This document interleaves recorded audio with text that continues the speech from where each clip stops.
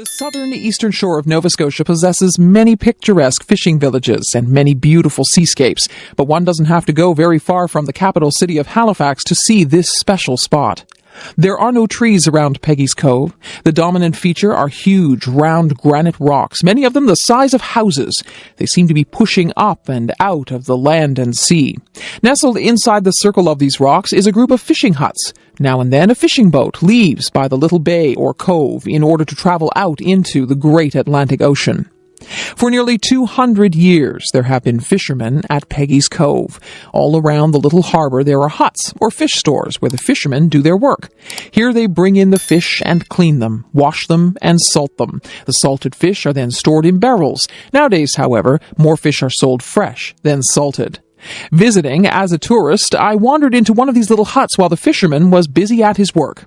He explained to me that although Peggy's Cove is a tourist destination, it is also a working fishing village. The fishermen get no money from the tourists, but have to take the time to talk to them and explain their work. There are, however, some tourist shops and tea rooms in the vicinity.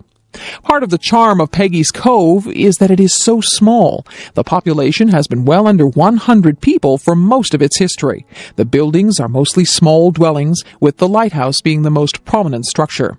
A good variety of fish are caught in the area, including mackerel, herring, haddock, cod, and halibut. Lobsters are also trapped nearby. However, because of overfishing, catches have declined in recent decades. The plants and animals of the area are also of interest. Showy purple lupins grow close to the ocean. They thrive on salty ground, and the closer they grow to the spray of the ocean, the better.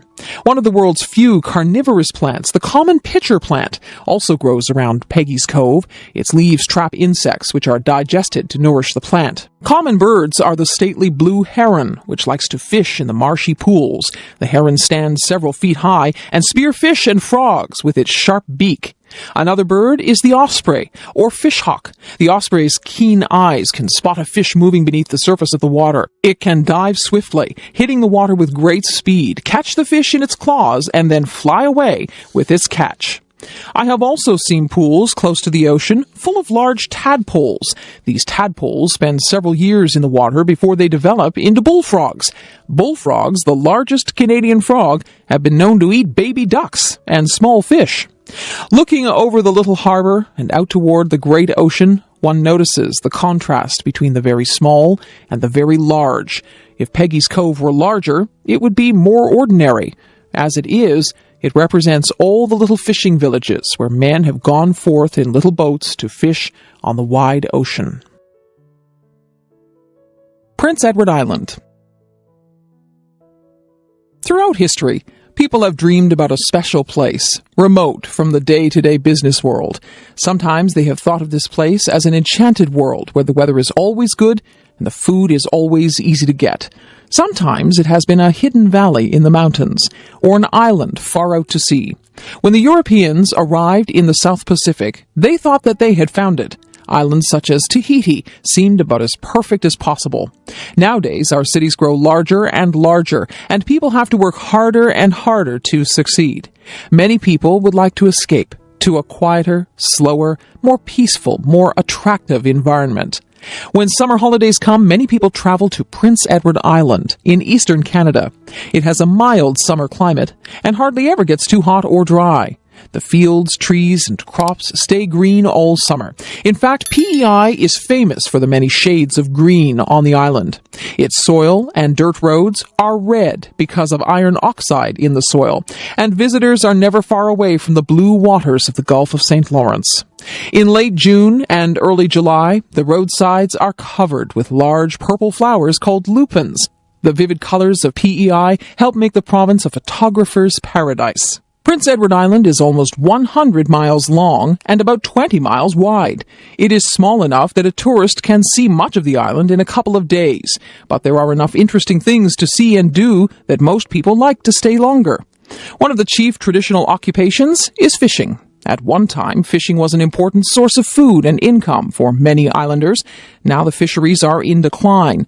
Boat owners find it more profitable to take tourists out to fish than to fish themselves. Lobsters and shellfish are still important to the island, which is famous for its lobster suppers. Tourists can visit many picturesque little fishing villages all around the coastline. Farming is also important. PEI is famous for its potatoes, which are exported all over the world. Dairy farming is also common, and local ice cream is popular with tourists. Apple orchards, grain fields, hay fields, and vegetable gardening are also widely found.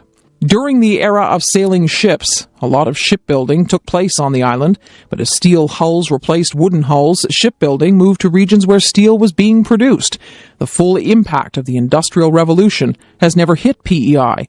Farming, fishing, and tourism have remained the chief industries. There are no large cities on the island. So if young people want to go to the big city, they have to leave PEI. The majority of island people prefer to live in small towns and villages just as their ancestors did. Since there wasn't much industry on the island, many people did not have a lot of money. As a result, they made do with their old houses, old furniture, and old ways of doing things. This is why visitors to PEI sometimes feel like they are going back in time. Things on the island seem like they are still the way things were in our parents' or grandparents' day. Most of the people who live on the island are descended from British immigrants in the 18th or 19th centuries. The majority of these were from Scotland, and the Scottish heritage remains strong. There are also some Mi'kmaq Indians and some French Canadians or Acadians. The island has generally avoided social and political strife, and this contributes to the peaceful atmosphere. Islanders welcome people from away as tourists. However, some say that to be a true islander, you have to be born on the island. Nonetheless, some tourists have fallen in love with PEI and have gone there to live. A couple of years ago, a bridge was built to connect the island with the mainland. Many opposed this fixed link, saying that it would destroy the special PEI atmosphere.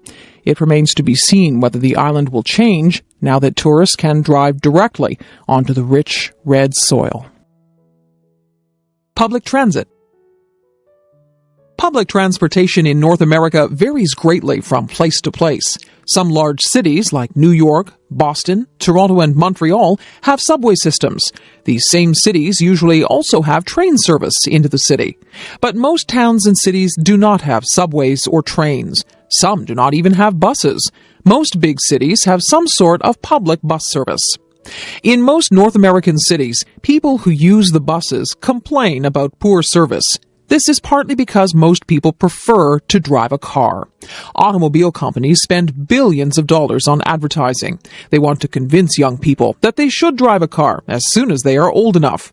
Even when public transportation is very good, most North Americans prefer to drive cars. So mostly students, poor people, and seniors use buses. The large car companies have a lot of economic and political power in North America. They can usually convince politicians to limit the money put into public transit. Lobbying by large car companies has been effective in closing down many railway lines. In some cases, large corporations have bought train tracks and torn them up so that no one could use them again. Because of this, nearly all transportation in North America is by car, bus, or truck. The automobile created the modern North American city. Cars allowed families to live outside the city and drive back into work. Since the 1920s, large numbers of Americans have lived in the suburbs and used cars to do nearly all their daily activities.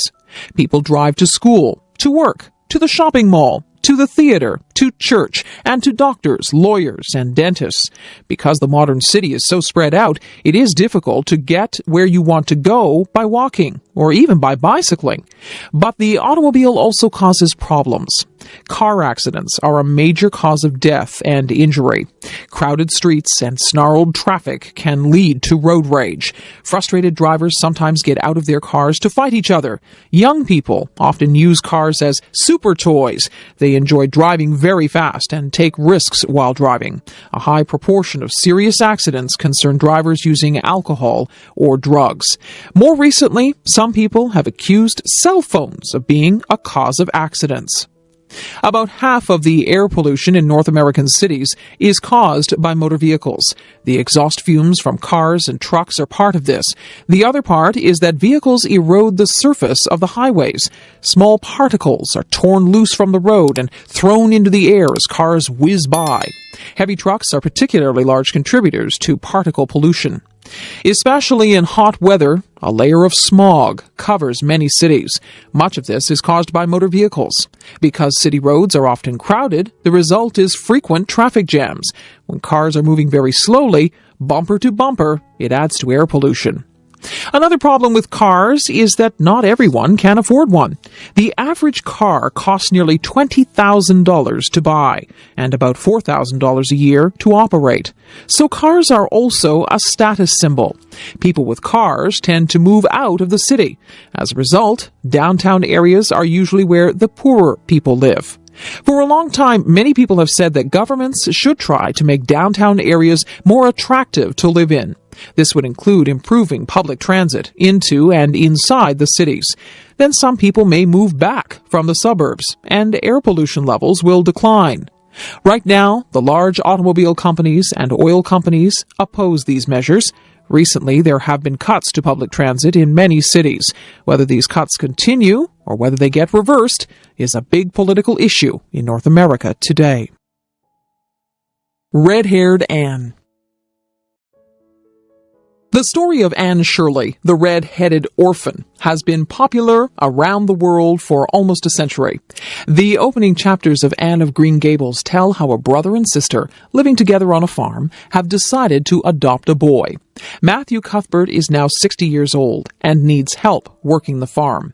They have sent away to the orphanage, and the boy will be arriving by train. When Matthew goes to the train station with his horse and buggy, there is no boy, only a girl, Anne Shirley. Anne is no ordinary girl. She has a vivid imagination and loves to talk about things that interest her.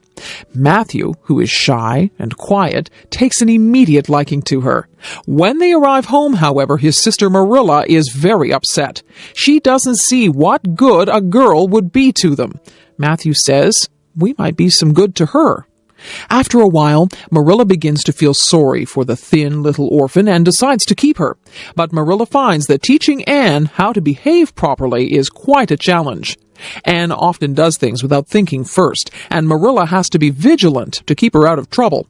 As time goes by, Anne becomes accepted in the community and doesn't get into as many difficulties. One characteristic of the little orphan is a love of big words. While she lived a life of hard work, Anne liked to imagine beautiful things that she didn't have. This was her way of dealing with unhappiness when she worked as a servant for unkind people. Living at Green Gables makes her happy, but she doesn't lose her love of special words or beautiful things. Anne is also unhappy because she has red hair and freckles. In Anne's day, beautiful women were thought to have light, clear complexions and black hair. Her coloring seemed unromantic. However, red hair and freckles are very common on Prince Edward Island, where many of the people are of Scottish descent. This story tells us a lot about how to be happy. When Matthew and Marilla stop worrying about needing a boy and start taking care of Anne, they find that they enjoy having her around. Their lives become much more interesting now that they have someone who needs them. So happiness involves looking after others and being needed by them. There are many stories about orphans when Anne of Green Gables was written. Before modern medicine, many parents died before their children were grown up. A lot of mothers died in childbirth. Since fathers didn't usually try to raise young children in those days, someone else had to take the responsibility. This is what happened to Lucy Maud Montgomery, the author of Anne. Her mother died when she was a baby, and her father left her with her mother's parents. Montgomery's grandparents provided a good home for her, but they were very strict and stern and didn't have a lot of sympathy with the little girl. In her story, Montgomery is imagining how she would have liked her own life to have happened. What if her grandparents had been more like Matthew and Marilla? What if they had allowed her to do more of the things she wanted to do? Wouldn't she have been happier then? The story shows how young children are hurt by bad treatment from the adults looking after them. Even if the adults don't mean to be unkind, sometimes they say or do things that make children very unhappy. Anne teaches parents and grandparents to encourage their children and help them to be happy and successful. Anne Shirley is one little person who changes a whole community and makes it better. We all have special gifts and talents, and if we are allowed to use those abilities, they will benefit everyone around us. Romance novels. Novels are imaginary stories about people and events. They are written to entertain and amuse. 2,000 years ago, Greek writers told tales of young lovers. Usually, the lovers were separated by terrible events and were reunited only after much hardship and suffering. This plot idea is still in use today. The most popular books for women today in North America are romance novels. Many millions are sold every year. This means that romance publishing is big business and very competitive. Companies survey their readers to determine the kinds of stories they like. One survey asks readers whether or not they would like more references to sex in their novels. Usually, romances are about love, not sex. But in today's market, publishers are ready to give their readers what they want.